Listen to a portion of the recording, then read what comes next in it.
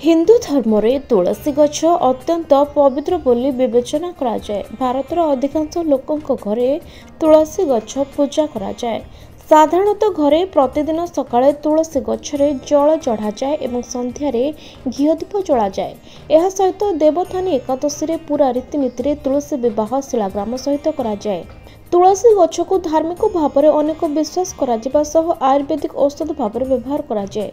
प्रायतः आपण देखुथिबे जे अनेक लोक तुलसी गछरे नाली कपड़ा बांधि थिबार हेले केबे चिंता करिसेंती जे काहेकि एपरि करा जाए। ताहले आसंतु आज आमे आपनकु जणाइबु जे कोन पई तुलसी गछरे नाली कपड़ा बंधा जाए एवं एथिरु आपनकु किपरि शुभ लाभ मिलिबो। हिंदू धर्म में जेकोसी पूजा हो से समय हाथ में नाली सूता बंधा जाए। से नाली सूता को सुरक्षा सूत्र भाव में विवेचना करा जाए। पूजा समय बंधा जाइथिबा नाली सूतारे भगवान को आशीर्वाद रही था बोली विश्वास करा जाए। सूतार रंग लाल होता है कारण से सकारात्मक शक्ति मिलता है। तेणु नाली सूता बांधिबा उभय शारीरिक और मानसिक स्वास्थ्य पर बहुत भल होता है। जदि प्रतिदिन तुलसी गछरे पानी सहित क्षीर अर्पण करती तेबे आपण धनर देवी माँ लक्ष्मी और श्रीहरि विष्णु आशीर्वाद पाइबे।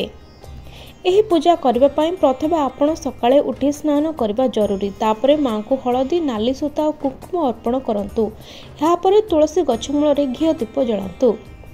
हिंदू धर्म में नाली सूता को सुरक्षा सूत्र भाव विवेचना करा जाए। एही परिस्थिति रे तुलसी गछरे रक्षा सूत्र बांधती ताहले एपरि करबा द्वारा भगवान आपनको पूरा आशीर्वाद करंती। यह विश्वास करा जाए जे जेउ घरे नियमित भाव में तुलसी गछ पूजा करा जाए से घरे धन देवी माँ लक्ष्मी वास करती। यह व्यतीत जदि प्रतिदिन तुलसी गछ मूल घी दीप जलांती तेबे आपणक घरे सुख समृद्धि परिपूर्ण रही थाए।